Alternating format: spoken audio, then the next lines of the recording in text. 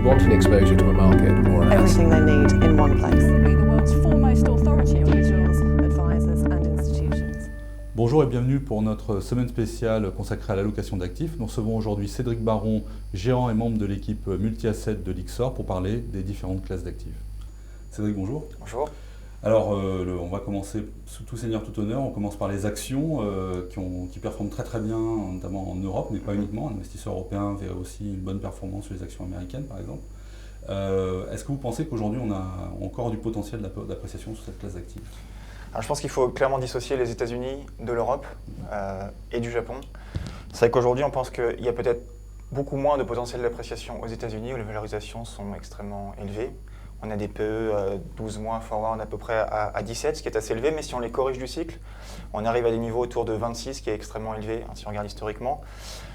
Aujourd'hui, notamment avec toujours la Fed qui potentiellement pourrait remonter les taux, c'est quelque chose, c'est aujourd'hui une crainte qu'on peut avoir sur les actions, de voir les Fed remonter ses taux un peu plus tôt que prévu, de façon un peu plus agressive. Et effectivement, avec des valorisations qui restent très élevées. Aujourd'hui, il faut faire attention, on pense, quand on va être prudent sur les États-Unis.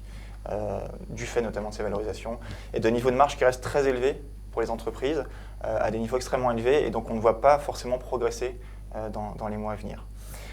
En Europe, l'image est un peu différente. C'est vrai que les PE ne sont pas chers, puisqu'ils sont assez proches finalement de ceux des États-Unis, ce qui est assez rare. Historiquement, on a une décote de 15-20% en termes de PE entre l'Europe et les États-Unis.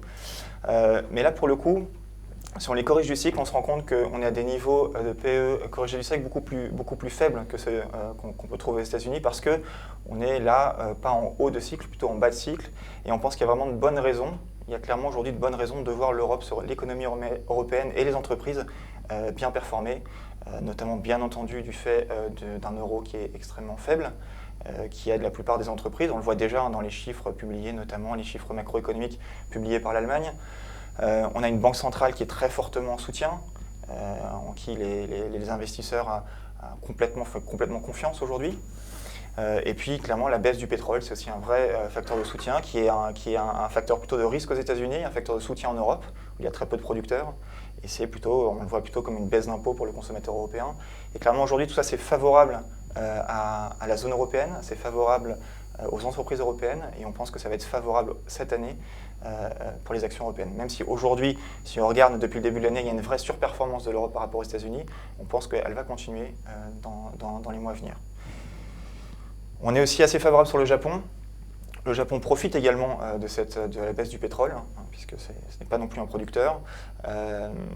Et on pense qu'au Japon, on voit des frémissements intéressants, notamment en termes de consommation.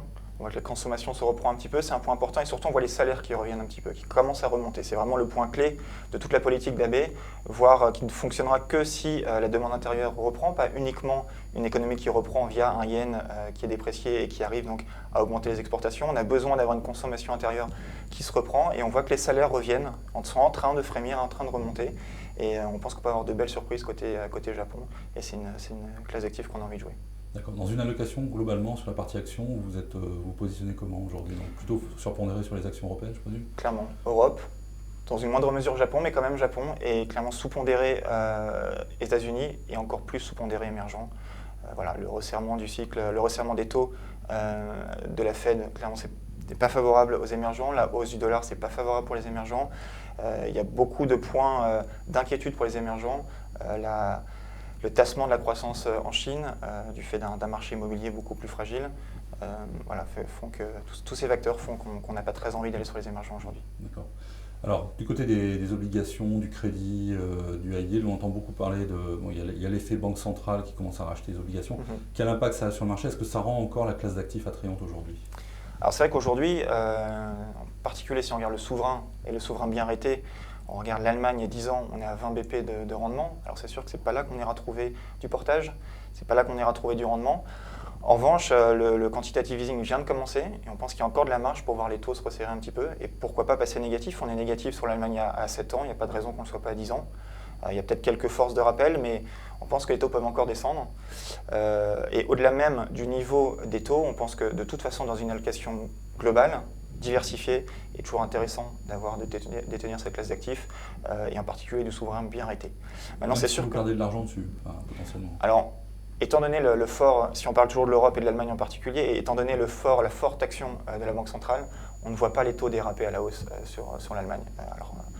Des taux qui peuvent être remontés de quelques BP, mais vraiment on voit plutôt la tendance dans l'autre sens, les voir redescendre encore un petit peu. Il n'y a pas énormément à gagner, mais il y a de la diversification à gagner déjà.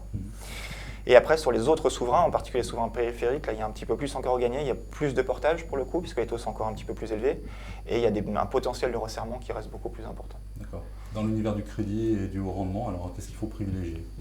Alors c'est vrai que nous, on est assez friand du haut rendement européen en ce moment, parce qu'il y a encore là aussi un niveau de portage de yield qui est intéressant, entre 3-4%. Et puis il y a donc un potentiel de resserrement des taux toujours qui est là, et puis surtout un potentiel de resserrement du crédit, parce que l'économie européenne va mieux d'après nous. Et il y a beaucoup de raisons pour qu'elle se reprenne dans les mois à venir, et forcément ça c'est favorable pour les courbes de crédit, c'est favorable pour le high yield. Et aujourd'hui, c'est une classe active qu'on veut jouer, le high yield européen. Contrairement à high yield US, sur lequel notamment pour des raisons liées au pétrole et le grand nombre d'entreprises liées au pétrole qui sont présentes dans le secteur high yield US, on délaisse un petit peu cette classe d'actifs-là pour se porter clairement sur le high yield européen aujourd'hui. D'accord. Cédric, merci beaucoup. Merci beaucoup. Pour Morningstar, je suis Jocelyn Joven. Merci de nous avoir regardés.